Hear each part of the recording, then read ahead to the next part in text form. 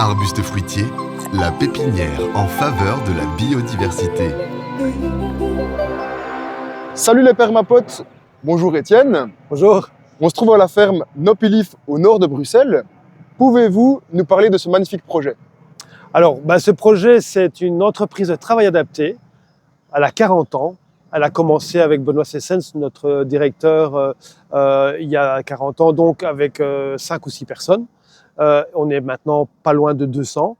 Et on essaye de développer toute une série de métiers qui sont adaptés à des personnes qui sont en situation de handicap, mais qui veulent travailler et qui veulent se sentir utiles. La mission première de notre entreprise, qui est une ASBL, c'est d'offrir un travail valorisant et adapté à toute une série de personnes qui sont en situation de handicap, un handicap mental ou physique. Et donc c'est pour cela que depuis 40 ans, on développe toute une série de métiers. On a une douzaine de métiers ici à la ferme et on adapte ces métiers évidemment aux personnes qui travaillent chez nous. C'est pour cela qu'on a des jardiniers qui partent par exemple tous les jours chez des clients à Bruxelles et qui font un travail évidemment plus physique. Mais on a aussi une biscuiterie, une épicerie et des métiers qui permettent évidemment d'offrir un travail plus adapté à des personnes qui physiquement ne pourraient pas par exemple jardiner. Notre prochain gros événement, c'est les 24 et 25 août, le Bruxelles Tomato Festival. On accueille des collectionneurs de tomates qui viennent de l'Europe, Roumanie, France, Hollande. Donc c'est une concentration de collectionneurs de tomates. Donc on aura quelques milliers de variétés de tomates qui seront visibles. Beaucoup de possibilités aussi d'acheter des semences. Il y aura aussi des stands avec des légumes anciens. Enfin, il y a réellement moyen de passer une belle journée ici, les 24 et 25 août, dans la thématique tomates et jardin naturel. Donc voilà, on va commencer avec cette variété de fleurs. On va couper la tige bien en bas. Et après, on la déposera un petit moment dans l'eau. Et après, on se déplacera. Là derrière, il y a une table. On va enlever les feuilles, faire un petit bouquet de 7-10 fleurs selon la dimension de la tige. Après, on ira la déposer dans la chambre noire où ils vont sécher sans perdre la couleur.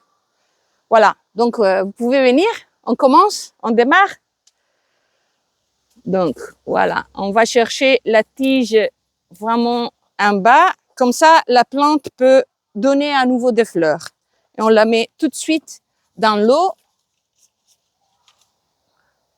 Voilà, oui, vous pouvez, ça et ça. Viens, Hassan, tu peux passer par ici et te couper de ça et les deux là-bas sont prêtes pour être cueillies.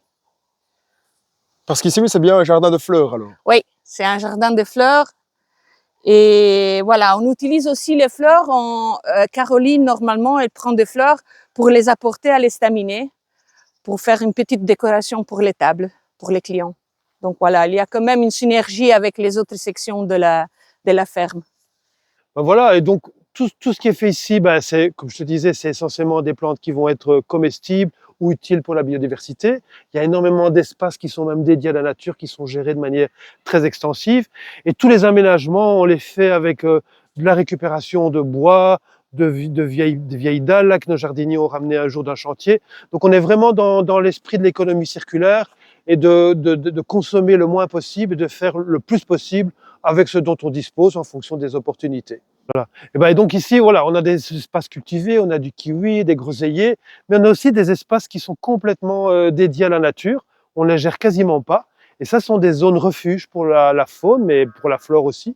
Et donc là, on pense que c'est très complémentaire. On a une partie qui est parfois beaucoup plus cultivée et entretenue. Et puis on a des zones comme ça qui sont laissées, elles évoluent naturellement. Et l'un et l'autre, je pense, fonctionnent en synergie et s'apportent mutuellement. Donc ici, en fait, il faut savoir qu'il y a 40 ans, tout cet espace, c'était de la monoculture, c'était un agriculteur qui faisait en conventionnel. La terre, elle était morte, elle était presque blanche. Et on a agrandé tout ça, on a planté, on a travaillé beaucoup sur les biomasses, on a paillé tous nos déchets verts. Il faut savoir que tous les déchets verts qui sont produits dans le cadre de la gestion du parc, mais aussi par nos 8 équipes de jardiniers, tout ça est transformé, soit en paillage, soit en compost. Tout est valorisé sur place, quoi. Et donc, c'est ce qui fait qu'aujourd'hui, après 40 ans, on a un espace comme celui-là, avec notamment énormément d'arbres fruitiers, puisqu'on essaye de mettre en avant et d'inspirer les promeneurs sur la nécessité de planter des plantes comestibles. Alors, on a des plantes plus basiques comme les pommes et les poires, mais on a aussi des aziminiers, des résiniers, des cornouillers, des figuiers, des vignes interspécifiques. Il y a énormément de choses à voir et à découvrir. Évidemment, tous ces fruitiers un peu plus rares qui commencent à apparaître parce que finalement on se rend compte qu'ils sont intéressants et bien adaptés, surtout en fonction de l'évolution du climat, ça met du temps pour produire. L'aziminier qui est là, il a 3 ou 4 ans, mais il va seulement commencer à produire, on espère, à partir de l'année prochaine. Les aronias, tous ces fruits qui sont très intéressants pour la santé, hein, là on commence à les planter. Les noyers, évidemment, cognaciers, amélanchiers, donc le résinier ici, tout ça, c'est des choses qu'on essaie de faire découvrir aux promeneurs, puisqu'on a, pendant la période des vacances, ici, le week-end, on a des centaines de personnes qui viennent se promener. Ils découvrent tout ça. On a un super ragoût minier, Prunus tomentosa. Regardez ici le cornouiller. Ça, c'est typique, c'est un fruit que les gens ne connaissent pas. Mais quand les cornouilles seront mûres, on va leur faire goûter, puisqu'ils peuvent cueillir en fait. Hein. Tout est accessible, et donc c'est un fruit de découverte. Pour eux, ils ne savent pas qu'on peut manger ces fruits, qui sont quand même super bons quand ils sont bien mûrs, bien entendu. Voilà. Et donc on a aussi des espaces qui sont pas accessibles au public pour une question de sécurité, comme le lagunage. Donc c'est un lagunage qui fonctionne sur le principe de la phytoépuration. Donc sur des bactéries et des plantes qui épurent une partie de nos eaux usées. Donc toute une série de bâtiments qui ont été construits ici sur le haut renvoient leurs eaux usées vers ce lagunage. Et à la sortie, on a une mare écologique qui est remplie de vie, c'est-à-dire qu'on a une eau qui est de qualité baignade en fait, et qui nous permet donc d'être autonome en matière d'épuration, en tout cas sur ce secteur-ci de nos bâtiments. Voilà. Et donc une des missions du parc, c'est aussi de sensibiliser et d'informer les enfants sur ce que c'est qu'une ferme. Et donc, on va retrouver dans le parc, puisqu'on est sur 5 hectares ici, toute une série d'animaux qui sont des animaux de la ferme, donc vaches, cochons, cheval, moutons, etc. Donc, on n'est vraiment pas dans l'idée de produire. Donc, les animaux qui arrivent ici, ils vont vivre toute leur vie chez nous. Ils ne seront pas abattus, ils ne seront pas envoyés que sais-je où. Donc, on va les garder juste le plus longtemps possible. On a évidemment axé sur la résistance aux intempéries, etc. Donc là, on a des vaches Highland parce qu'elles sont beaucoup plus costauds, elles peuvent rester dehors, même si elles ont un abri. Hein. Et donc, on essaye quand même de montrer aux petits Bruxellois ce que c'est qu'une vache, le lait qu'ils boivent tous les matins. Ça vient pas de la boîte carrée, ça vient d'une vache qui va avoir un veau et qui va pouvoir nous donner du lait, quoi. Donc voilà, on fait vraiment tout un travail d'éducation, surtout par rapport aux petits Bruxellois qui n'ont évidemment pas beaucoup la possibilité de voir un espace comme celui-ci avec des prairies et des animaux. Et donc voilà, on essaie de remplir ce rôle-là aussi, en plus de notre mission qui est évidemment de travailler avec des personnes en situation de handicap. Donc ici, on est dans l'envers du décor. C'est la zone de valorisation de toutes nos matières biomasse. Donc tout ce que nos jardiniers rapportent des chantiers et de ce que l'équipe de gestion du parc génère comme déchets verts est valorisé ici. Alors ça peut être soit en compostage, soit en paillage, soit en bois de chauffage, en plaquettes notamment, puisque tous nos bâtiments sont chauffés, les serres aussi, qui consomment quand même pas mal, ils sont donc tous chauffés avec une énorme chaudière à plaquettes. Donc on est complètement autonome, on n'utilise aucune énergie fossile, sauf peut-être une petite chaudière de dépannage quand la note tombe en panne, mais elle tombe jamais en panne, donc pas besoin de gaz. Voilà, donc tout ça est géré ici, transformé ici, valorisé ici. On n'évacue pas le moindre mètre cube de déchets verts. Tout aura une fonction un jour ou l'autre, mais on garde tout et on valorise tout. Et c'est ce qui fait aussi que notre parc est aussi luxuriant, c'est qu'on a énormément de biomasse, on paille beaucoup, on réutilise toute cette matière qui est finalement de l'or et qui est très précieuse. Et économiquement, en plus, c'est intéressant, parce qu'on ne doit pas payer un opérateur extérieur pour gérer ces déchets qui, en fait, ne sont pas des déchets, mais sont des ressources, bien entendu. Voilà, donc encore un exemple d'économie circulaire. tout ce que vous voyez ici, donc, sont des H20, ce sont des poutres qui servent à faire des coffrages sur les gros chantiers de construction. Dès qu'ils ont quelques petits coups, hop, ils sont déclassés parce qu'ils sont plus conformes. Et jusqu'à ce qu'on le sache, ils étaient jetés, incinérés probablement. Et là, donc nous, on récupère tout ça et on les transforme en mobilier de jardin. Donc des bacs à plantes, poulaillers, toute une série d'objets, des abris de jardin aussi. Voilà. Et donc tout ce bois va avoir une seconde vie et tout ça passe par notre menuiserie qui se trouve là derrière. Voilà. Ici, on voit vraiment le produit de valorisation des poutres H20 qu'on vient de voir.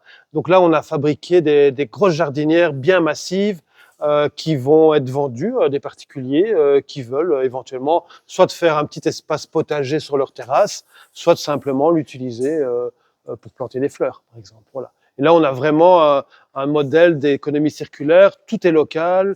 On n'est sûrement pas dans l'utilisation des bois exotiques, etc.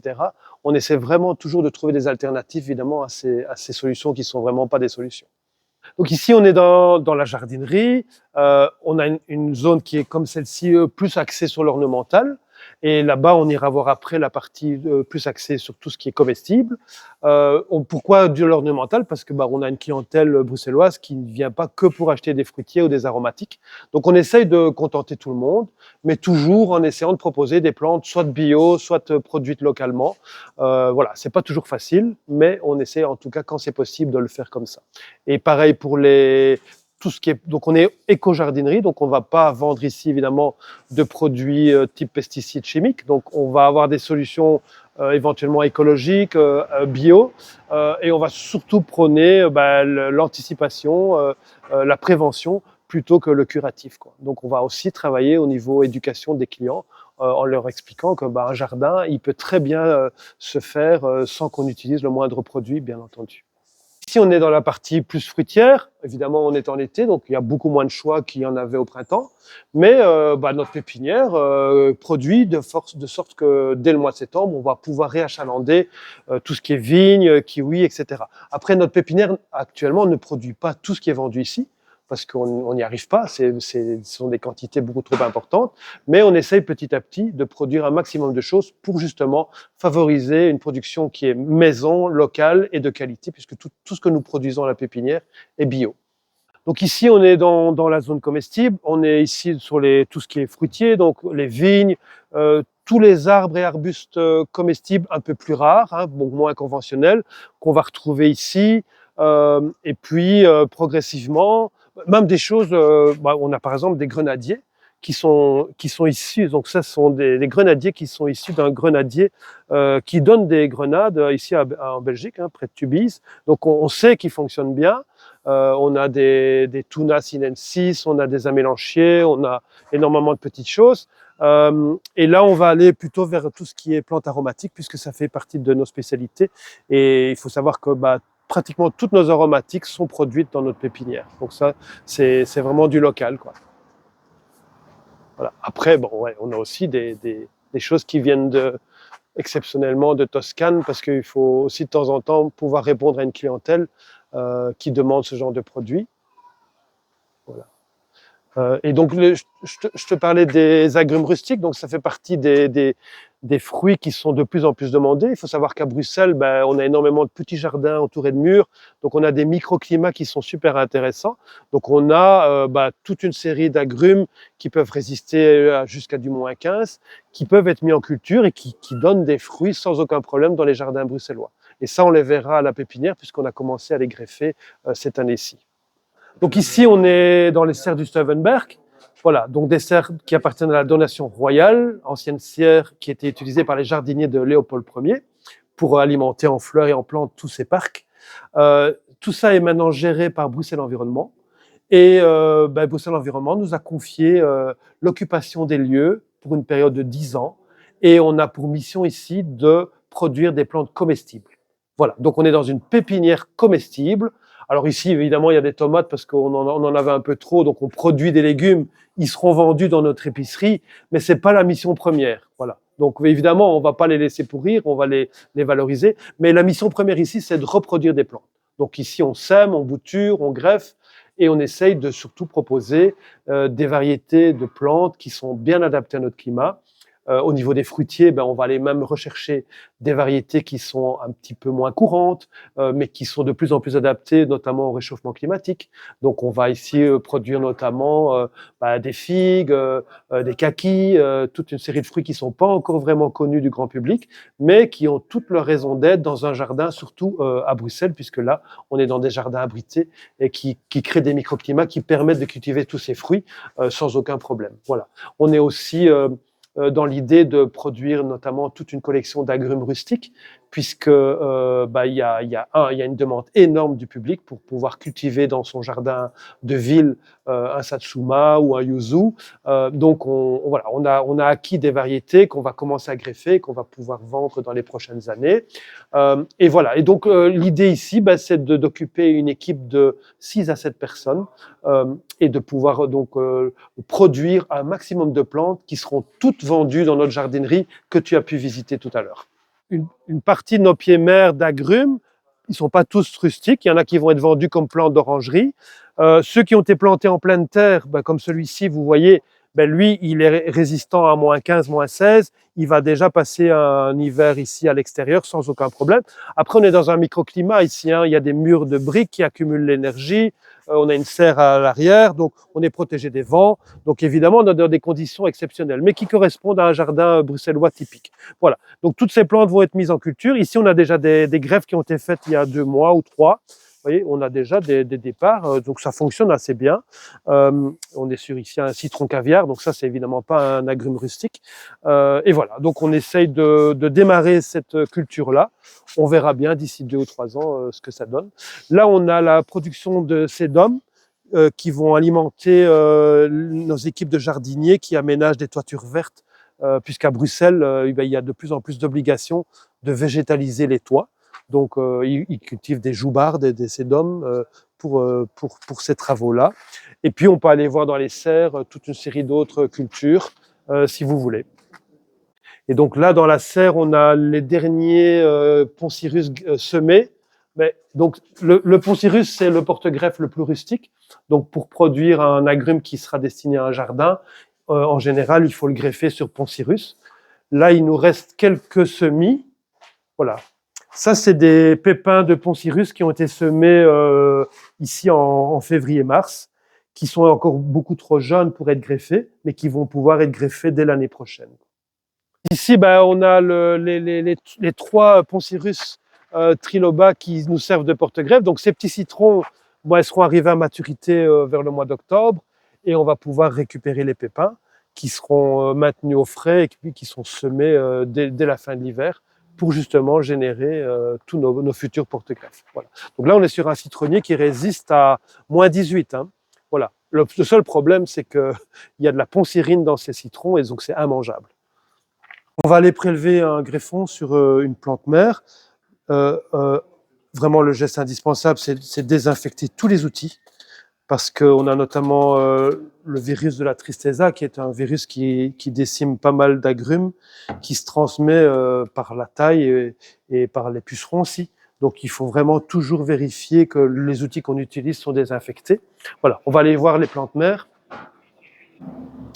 Voilà, donc ça c'est un hybride Ishangjian6 Poncirus satsuma. Donc c'est un hybride qui va prendre les caractères de 3 agrumes, dont la mandarine satsuma. Donc on va essayer de prélever une tige pas trop mince. Ici par exemple, on va pouvoir prendre, voilà, un exemplaire de ça. Donc je vais reprendre la variété ici pour la noter, Ishangjian6 Poncirus satsuma. Voilà. Ici, on a l'hybride Ishangjian6 Poncirus satsuma. Et là, un greffon que j'avais prélevé hier, Sudashi. C'est une espèce de yuzu avec des arômes exceptionnels. Les Japonais raffolent de ça. Donc, on va pouvoir greffer un des deux sur un poncirus. Donc, par exemple, je vais prendre celui-ci. Je vais le dégager, évidemment, pour pouvoir isoler le tronc.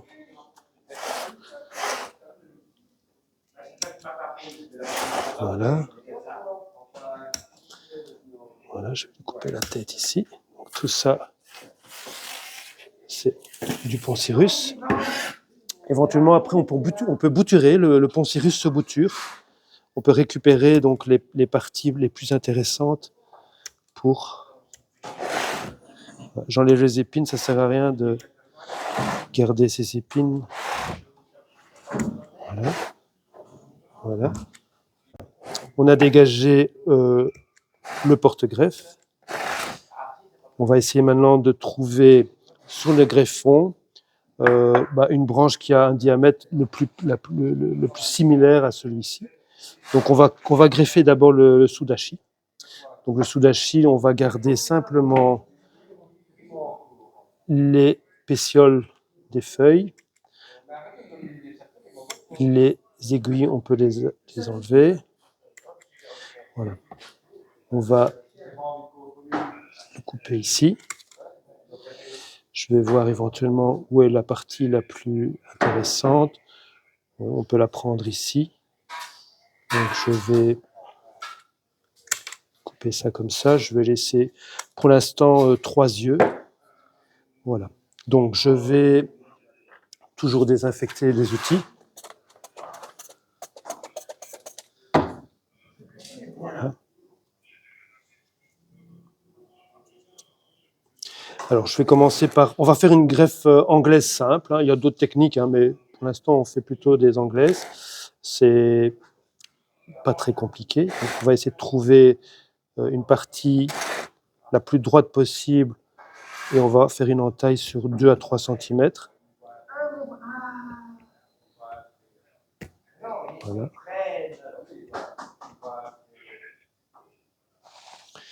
Alors, on va prendre sur le greffon le même type d'entaille sur 2 à 3 cm aussi.